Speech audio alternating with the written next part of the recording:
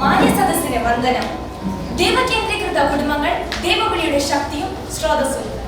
ദൈവകേന്ദ്രീകൃത കുടുംബം എന്ന് കേൾക്കുമ്പോൾ തന്നെ നമ്മുടെ മനസ്സിൽ പ്രഭാത സൂര്യനെ പോലെ ഉദിച്ചു നിൽക്കുന്ന മനോഹരമായ ഒരു കുടുംബത്തിന്റെ ചിത്രമുണ്ട്.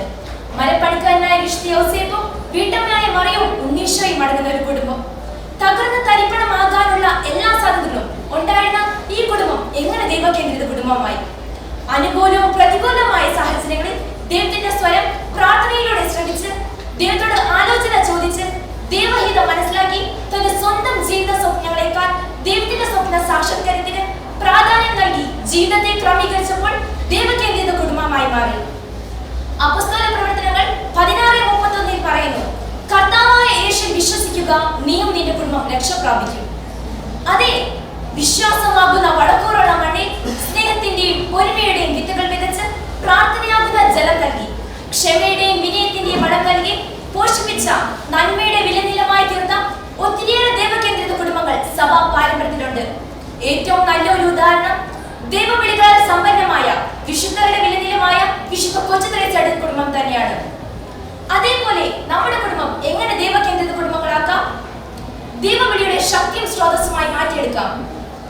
കത്തോലിക്ക തിരുസഭ കുടുംബത്തെ ഈശോയുടെ തിരുരഥത്തിലാണ് പ്രതിഷ്ഠിച്ചിരിക്കുന്നത്.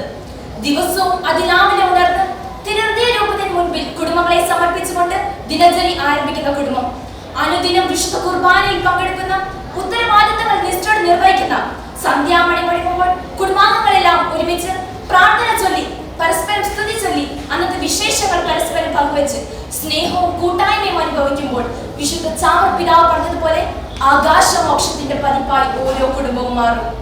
കത്തോലിക്ക സഭയുടെ തന്നെ പതിപ്പായ ഈ കുടുംബങ്ങളിൽ നിന്ന് സഭയെ നയിക്കുവാനും പരിപാലിക്കുവാനും കരുത്തൊട്ട ദൈവവിളികൾ ഉണ്ടാവും. സമൂഹത്തിനും ലോകത്തിനും സാക്ഷി സ്വാധീനമായി ഓരോ കുടുംബവും മാറും. എഫേസോസ് ലേഖനത്തിൽ പറയുന്നു, ദൈവം മുൻകൂട്ടി ഒരുക്കിയ സൽപ്രവർത്തികൾക്കായി യേശു ക്രിസ്തുവിൽ സൃഷ്ടിക്കപ്പെട്ടവരാണ് നാം ഓരോരുത്തരും.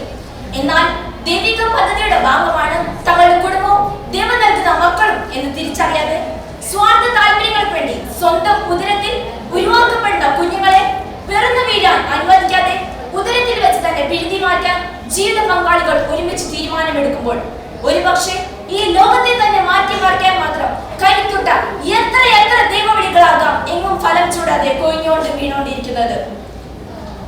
സന്ധ്യാമണി മുഴങ്ങുമ്പോൾ കുടുംബനാഥൻ മദ്യത്തിന്റെയോ മയക്കുമരുന്നിന്റെയോ ഉന്മാദ ലഹരിയിലാണെങ്കിൽ, കുടുംബനാഥ സീരിയലിന്റെ ലഹരിയിലാണെങ്കിൽ, മക്കൾ കമ്പ്യൂട്ടർ, മൊബൈൽ, വാട്സ്ആപ്പ്, ഇൻസ്റ്റഗ്രാം തുടങ്ങിയ ആധുനിക സംവിധാനങ്ങളിൽ ആഴ്ന്നിരിക്കുകയാണെങ്കിൽ, കുടുംബ ബന്ധങ്ങൾ തകർന്ന് അവരുടേതായ ഒറ്റപ്പെട്ട തുരുത്തുകളിലേക്ക് ചേക്കേറുകയല്ലേ ചെയ്യുന്നത്? അത്തരം ഒരു സാഹചര്യങ്ങളിൽ വിശുദ്ധ ലൂക്കായുടെ സുവിശേഷം 2-ാം അധ്യായം ബാലനായ യേശുവിനെ അന്വേഷിച്ച് ദേവാലയത്തിൽ വെച്ച് കണ്ടുമുട്ടുമ്പോൾ നീ എന്തുകൊണ്ട് ഞങ്ങളോട് ഇങ്ങനെ ചെയ്തു എന്ന് ചോദിച്ച് ശാസിക്കാൻ മാത്രം ആർജവത്വം ആ മാതാപിതാക്കൾ കാണിച്ചതുപോലെ കാനായിലെ കല്യാണ വേണ്ടി അമ്മയുടെ വാക്കുകൾ അതേപടി അനുസരിക്കുന്ന യുവാവായ യേശു, ഒപ്പം താൻ പറഞ്ഞാൽ എന്തും വിശ്വസിക്കുമെന്ന മകനിൽ പരിപൂർണ വിശ്വാസമുള്ളൊരമ്മ. എത്ര സുന്ദരമായ കുടുംബ ബന്ധം! നമ്മുടെ കുടുംബങ്ങളും ഇത്തരം ഒരു ബന്ധത്തിലേക്ക് വളർത്തേണ്ടിയിരിക്കുന്നു. നമുക്ക് നമ്മുടെ ഛായയിലും സാദൃശ്യത്തിലും മനുഷ്യനെ സൃഷ്ടിക്കാം. ദൈവമായ കർത്താവ് തന്നോട് തന്നെ ആലോചന നടത്തി സൃഷ്ടിച്ച മനുഷ്യൻ അവൻ ഏകനായിരിക്കുന്നത് നന്നല്ല എന്ന് കണ്ട് അവന് ചേർന്ന ഇണയെ നൽകി കുടുംബത്തെ സ്ഥാപിച്ച ദൈവം, ആ ത്രിത്വേക ദൈവത്തിന്റെ അഭിലാഷങ്ങൾക്ക് തുടരാൻ സാധിക്കാതെ പോയ ഇന്നിന്റെ ഓരോ കുടുംബവും സ്വാർത്ഥ താല്പര്യങ്ങൾ വിളിഞ്ഞ് വിട്ടുവീഴ്ചയോടും സ്നേഹത്തോടും കൂടെ ഓരോരുത്തരും കുടുംബാംഗങ്ങളെ താങ്കളെക്കാൾ ശ്രേഷ്ഠമായി പരിഗണിച്ച് തിരുസഭയോട് ചേർന്ന് ഇടവക സമൂഹത്തോട് ചേർന്ന് ദൈവിക കഴിവിൽ വ്യാപൃതരാകുവാൻ ചെറുപ്പം മുതലേ പരിശീലനം നൽകി കുഞ്ഞുങ്ങളെ വളർത്തിക്കൊണ്ടുവരുമ്പോൾ നമ്മുടെ കുടുംബങ്ങളും ദൈവകേന്ദ്രീകൃത കുടുംബങ്ങളും ദൈവവിളിയുടെ ശക്തിയും സ്രോതസ്സുമായി മാറും. അതിന് സർവശക്തനായ ദൈവം നമ്മുടെ ഓരോരുത്തരുടെയും കുടുംബങ്ങളെ അനുഗ്രഹിക്കട്ടെ എന്ന പ്രാർത്ഥനയോടെ നിർത്തുന്നു. നന്ദി, നമസ്കാരം.